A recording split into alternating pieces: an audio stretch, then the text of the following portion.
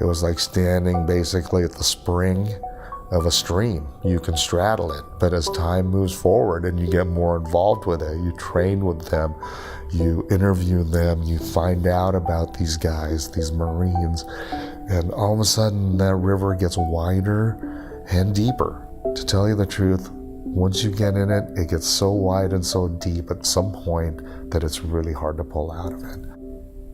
There's a bunch of kids from the East Coast, everywhere from Appalachia to the urban cores of New York and Boston. At that time, my daughter was, I believe, 19, so I was thinking, these are her friends. This is her age group. The night before the assault, we were brought in for a final briefing. They told us we were going to go in and we weren't going to come out until stuff was pacified. I didn't sleep that night. I don't think anybody did. We're supposed to head into Fallujah in these armored vehicles. And I just remember getting crammed in there and my leg was caught between two pieces of metal. I just kept thinking, if somebody steps on the brakes real quick and this crowd shoves on me, like starts falling on me, I'm gonna snap my leg in two. By the time we got into the outskirts of Fallujah, I just wanted so out of this thing. Next thing you know, we hit the ground. We all ran out of the armored vehicle. There was RPGs flying overhead. You could hear them, you could see them. And I realized this is the point of no return. I'm not leaving this thing until it's pretty much over. That's when it hits you that the river is too wide and too deep to get out of. This trail took us to this traffic circle. Immediately we came under fire. RPGs flying around again, tracers all over the place. So we all hit the dirt behind the 6-inch high curb, and illumination flares were going up, and it lit up the whole night sky. And I thought, why am I drawing fire? So anyway, I made myself as small as possible, and we laid there for the next 4 hours. When dawn finally broke, we were able to get up, and from that point on, we moved forward. And I remember going up the street, and a white phosphorus round exploded overhead. If a shred of it gets on you, it will continue to burn. I remember diving into this house. The Marines ran upstairs, cleared it, and I remember being so freaked out by this whole experience. And I told the staff sergeant, I said, I think I'm going to stay here, Sarge. And he just looked at me and he said, Sinco, there's no f***ing pictures here. So I ended up going forward. And it wasn't more than 100 yards and we encountered 3 insurgents in the street. One guy was just face down and there was blood streaming down the street with the rainwater. And then there was one young guy who basically was laying there writhing around. And I remember we all had to take cover because we were warned that some of these guys might be booby-trapped.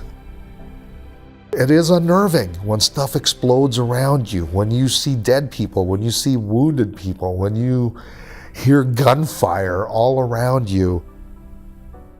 The possibility of getting hurt or killed is everywhere at every second. And that's, I think, when you kind of know that you're way too deep in it, is when you don't even start paying attention. When somebody says you got to run across the street, you do it without even hesitating. It almost gets to the point where you think if your number's up, your number's up.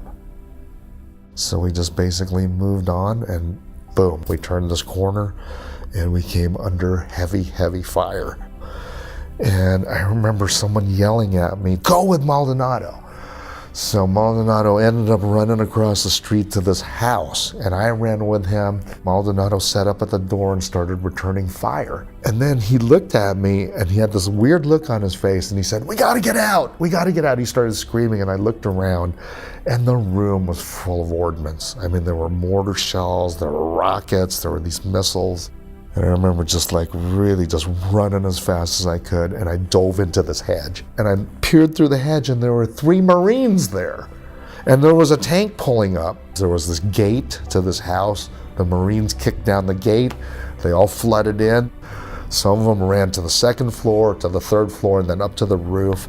I remember going up to the roof and basically sticking my head over the ledge of the roof and seeing this RPG. I mean, it's a rocket, like coming right at us.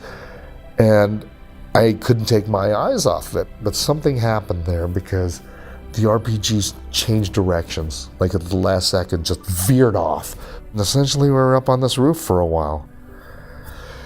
And then I just sat down on the rooftop, and we didn't say anything. We were just kind of like, what the hell have we gotten into? It's been like 12 hours of nonstop craziness.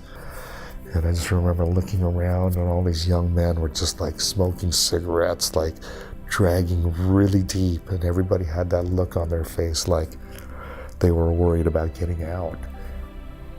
And Blake Miller basically propped down on a wall. His face was smeared with war paint. It was all smudged, and he had a trickle of blood on his nose. And he lit a cigarette. He sat there, lit a cigarette. I raised the camera. I just thought to myself, oh, that's a nice shot. I have photos of Blake as we were making the preparations for the assault, and the difference between how he looked within a matter of days was tremendous. I think these kids all underwent a sea change. It's almost like the difference between a boy and a man emerges from what's left of the shell of that boy. And, you know, I'm telling you, everybody fighting there was a young boy. And that to me is just like, it's almost like unbelievable. That somebody that's 18, 19, 20, they got a whole life ahead of them. Where do warriors and where do photojournalists find a common ground in conflict? Well, the common ground is that it's not the end all. This is not the last battle. This is not going to be the last soldier killed or traumatized. I think the big lesson and the big gift out of the whole thing is that you survived.